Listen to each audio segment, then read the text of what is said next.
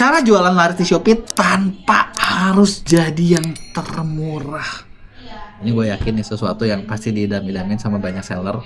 Karena kenapa? Ya fair ngomong sih. Karena kita tuh kadang sering ngerasa kayak, lo kalau jualan di e-commerce, apalagi di Shopee, kalau lo nggak termurah, lo kalah. Bener gak sih? Gitu. Nah, video ini khusus buat ngejawab semua pertanyaan kalian, semua keluhan kalian tentang gimana caranya buat menang tanpa jadi yang termurah. Gitu ya. Nah, tapi sebelum kita mulai, buat kalian yang baru nonton, jangan lupa buat klik tombol subscribe-nya dan aktifin lonceng notifikasinya ya. Yuk kita mulai. Jadi gini, pertama, menurut gue yang bikin kalian selalu kejebak di alasan harga termurah adalah dari awal adalah kesalahan mindset. Ya, lu mau bilang, ya ngomonginnya genset lagi deh. Gue bukan ngomongin genset atau mindset kayak motivator, enggak. Tapi karena gini loh, dari pengalaman ya, kita tuh selalu berpikir karena ya kalau lu nggak yang termurah, ya lu nggak akan ada yang beli gitu, tau nggak? Orang tuh selalu beli, orang kalau beli yang murah kenapa harus beli yang mahal sih? Jadi kita harus cari yang paling murah. Pengalaman pribadi gue, salah satu yang gue pernah ngerasa ya gue bangga gitu ya, gue bangga karena kenapa? Gini gue jualan di Shopee. Salah satu produk yang pernah gue jual adalah produk suplemen, dimana produk suplemen itu lebih kayak reselleran, dimana ya produknya udah mirip-mirip aja, sama-sama aja gitu loh, sama-sama aja, bisa kayak ya sama-sama semua, mirip semua gitu sama orang gitu kan. Nah, dan lu tau gak sih kayak kompetitor itu bisa jual barang sampai 30%. Gue bukan ngomong beda 5.000 lagi ya, gue ngomong beda 30%, 35%, bahkan yang gila kadang sampai 40% dari harga yang gue jual. Jadi gue jual jauh lebih mahal. Terus apakah toko gua nggak laku? Enggak juga, karena ternyata toko gua salah satu yang penjualannya cukup oke. Gitu ya. Dibilangnya terlaris kagak, memang terlaris banget dimiliki sama mereka. Tapi coba lu pikir deh, mereka terlaris, tapi harganya di bawah gua 40%, artinya untungnya tipis banget. Gua nggak terlaris sih, tapi maksudnya gua masih masuk 5 besar lah, 5 besar, 10 besar. Tapi ya cuan gua tebal dibandingin mereka. Yang artinya apa? Duit gua lebih pegang dong. Bener nggak? Nah, gimana caranya? Nah, caranya gua bakal bahas di belakang. Karena yang gue bahas adalah lu harus ngerti mindsetnya dulu, lu harus ngerti dampaknya dulu kalau misalnya lu perang harga terus. Gitu, kayak si kompetitor gue dengan dia jadi yang termurah gitu ya. Dan termurah itu perang-perangan loh tuh ya ternyata. Jadi kayak hari ini toko A, nanti gue lihat lagi besok toko B, nanti besok toko C. Kenapa? Karena gini, si A ngebanting, nanti udah gitu dibanting sama si B ngebanting, nanti dibanting sama si C. Dan ujung-ujungnya adalah ya terus-terusan kayak gitu ya, sampai akhirnya lu bayangin ya, di barang yang gue jual, barang harga 400-500 ribuan, untungnya mereka tuh kalau gue hitung itu karena cuma 2.000 perak, 3.000 perak gitu kan. Ya kalau udah potong admin mungkin kayak wah udah sedih banget deh gitu kan, kayak lu ngapain sih gitu kan, lu secapek itu kah gitu kan, untungnya udah bener-bener habis, effortnya gede tapi kagak ada duitnya gitu kan, belum lagi cairnya lama lagi. Berarti kan itu masalahnya ya, dampaknya adalah bisnis itu susah growth, dan itu juga yang gue lihat di mereka. Jadi ya ujung-ujungnya ada sekelompok orang yang banting-bantingan terus, bunuh-bunuhan terus, yang gak ada ujungnya gitu kan. Nah padahal pilar menang buat lo jualan laris tanpa perang harga itu nggak cuman harus termurah. Lo harus ngerti dulu nih, kayak pembeli itu ada beberapa kategori.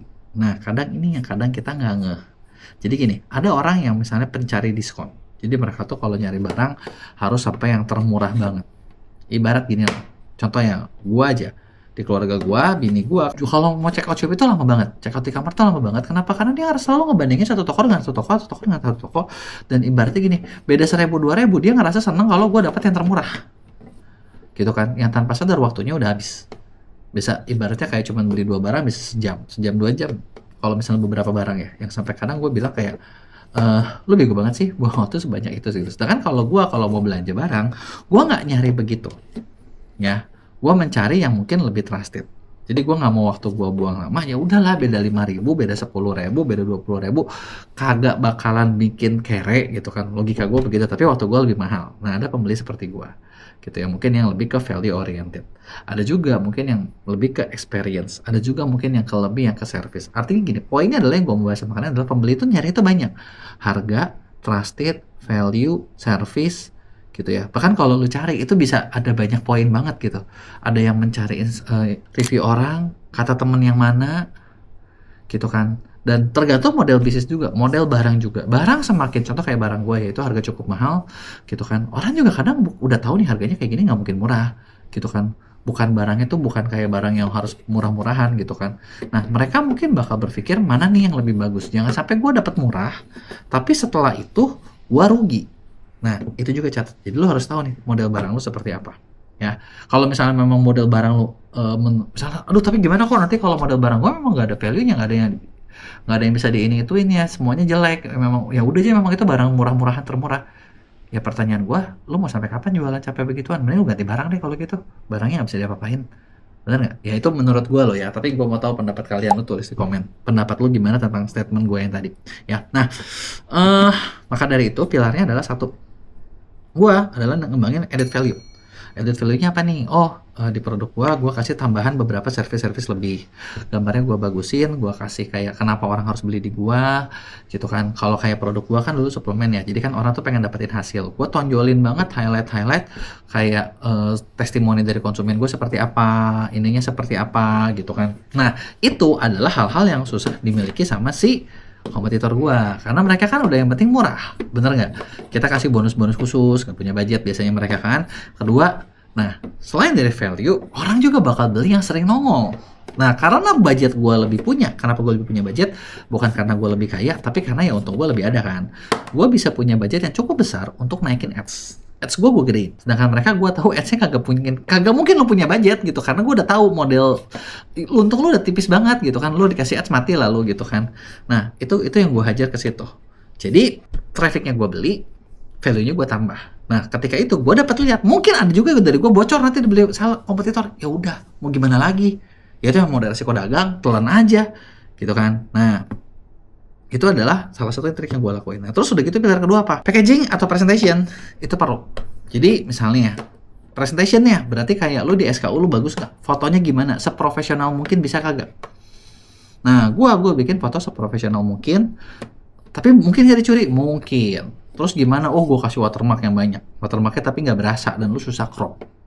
Jadi kalau misalnya kompetitor ambil barang gue, tetap aja nama toko gue yang disebut, yang kelihatan.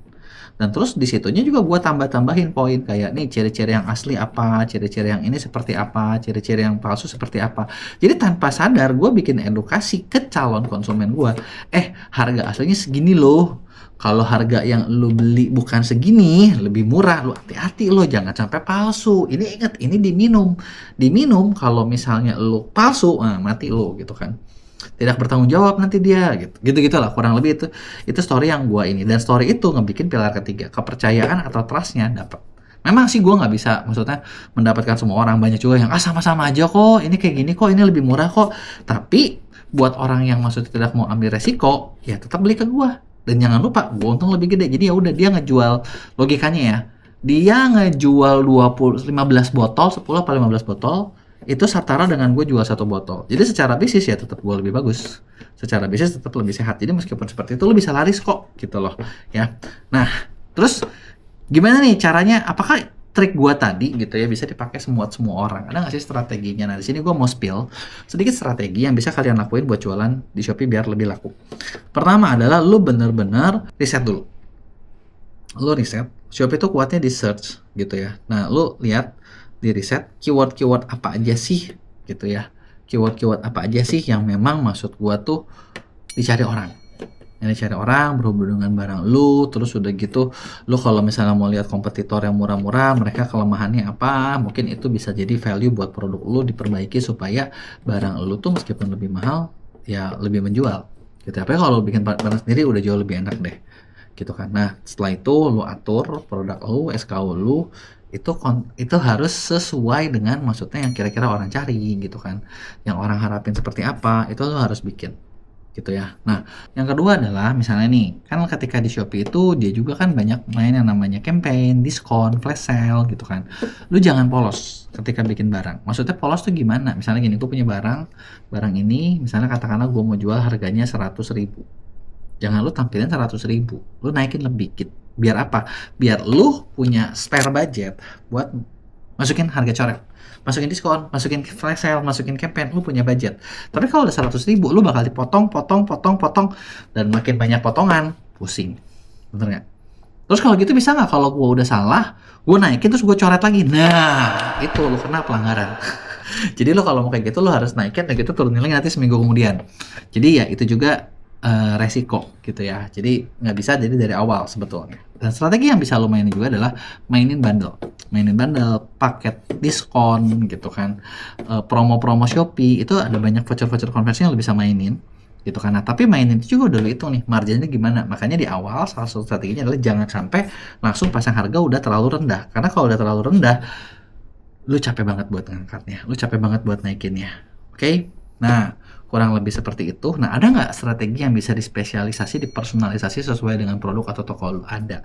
Tapi nggak mungkin gue bahas di konten, karena kayaknya kalau di konten juga datanya nggak kelihatan gitu kan. Dan gue punya tim buat bikinin strategi yang bener-bener tertarget sesuai buat lo. Kita punya program namanya konsultan pendampingan ordal. Di sini tim kita bakal ngerisetin secara deep, secara dalam tentang toko lo kayak gimana, potensi bisnis lo seperti apa yang perlu lo lakuin biar toko lo makin laku. Dan action step-nya itu bakal dibikin dikasih yang memang benar-benar yang lu bisa kerjain gitu kan. Dan biasanya setiap project kita interview dulu nih, kita ngobrol dulu nih, lu pengen targetnya apa sih, jadi kita bikinnya sesuai yang memang bisa lu lakukan gitu kan. Dan rata-rata 80% klien yang ikutan program ini itu targetnya nyampe. Jadi buat lu yang mau, lu bisa klik di link deskripsi, ngobrol sama tim gue buat ikutan program di pendampingan ordal ini. Kurang lebih kayak gitu caranya. Kalau ada yang mau lu tanyain, jangan lupa buat tulis di komen, jangan lupa buat like dan share.